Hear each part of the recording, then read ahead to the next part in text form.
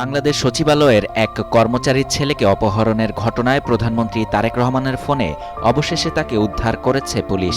অপহরণের শিকার ওই ছাত্র খিলগাঁওয়ের ন্যাশনাল ল্যাবরেটরি আইডিয়াল স্কুলে নবম শ্রেণীতে পড়াশোনা করে। ২৪ ফেব্রুয়ারি মঙ্গলবার দুপুরে তাকে অপহরণ করা হয়। অপহরণের শিকার ওই স্কুল ছাত্রের নাম আফফান সাঈদ। তার বাবা সচিবালয়ের তথ্য মন্ত্রণালয়ের কর্মচারী খন্দকার শামীম আহমেদ। অপহরণের পর প্রধানমন্ত্রীর ফোন পেয়ে বিকেলে খিলগাঁওয়ের নির্মাণাধীন একটি ভবন থেকে ছেলেটিকে উদ্ধার করে পুলিশ।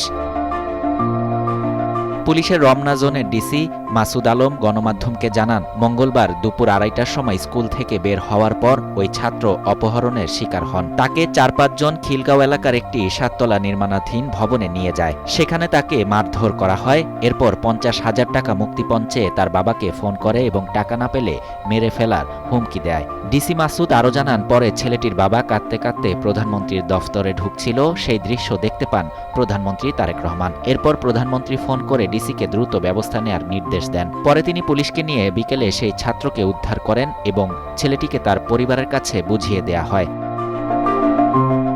মাসুদ আলম জানান, ছেলেটিকে উদ্ধারের জন্য পুলিশ কৌশলের আশ্রয় নেন। প্রথমে অপহরণকারীদের টাকা পাঠানোর আশ্বাস দিয়ে তাদের সঙ্গে যোগাযোগ শুরু করে। পরে চলে দর কষাকষি। এরই মাঝে পুলিশ তাদের অবস্থান জেনে ভবনটি ঘেরাও করে অভিযান চালায়। তবে ওই সময় অপহরণকারীরা পুলিশের উপস্থিতি টের পেয়ে পালিয়ে যায়। আফফান সাঈদের বাবা শামীম আহমেদ বলেন, কৃতজ্ঞতা প্রকাশের ভাষা নেই আমার। প্রধানমন্ত্রী তারেক রহমানের হস্তক্ষেপ না হলে হয়তো আমার সন্তানকে এভাবে ফিরে পেতাম না। অপহরণকারীরা প্রথমে ৫০,০০০ টাকা দাবি করেছিল।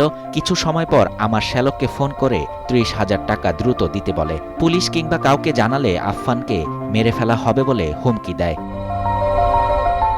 শাহরিয়ার শাফাত, বাংলা নিউজ 24।